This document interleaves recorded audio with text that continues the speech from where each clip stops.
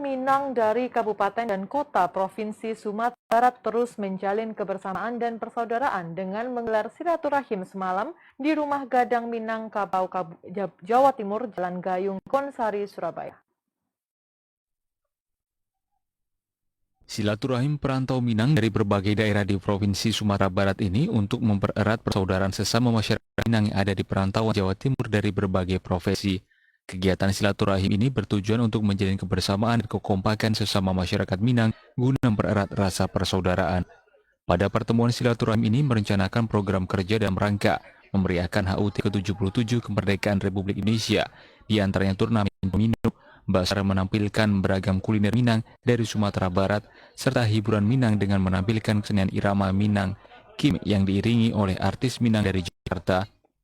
Kegiatan ini berlangsung selama 8 hari yang mulai pada 13 Agustus hingga 20 Agustus 2022 di Rumah Gadang Minangkabau, Jawa Timur, Jalan Gayung, Kebonsari, Surabaya.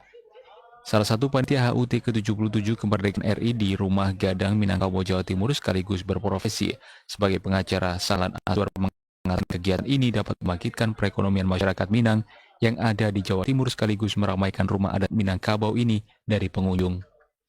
Tentu dengan adanya kegiatan-kegiatan tersebut itu menyemarakkan Rumah Gadang yang juga selama ini mungkin sudah ada kegiatan, tapi dengan adanya kegiatan ini tentu menambah semarak Rumah Gadang. Kedua, memberikan kegiatan positif bagi kita orang Minang dan khususnya orang Surabaya dengan adanya kegiatan-kegiatan yang kita lakukan di Rumah Gadang.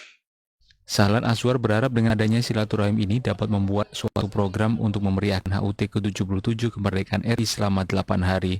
Rencananya kegiatan ini akan dibuka oleh Wali Kota Surabaya Eri Cahyadi dan dihadiri instansi pemerintah dan swasta. Seorang ibu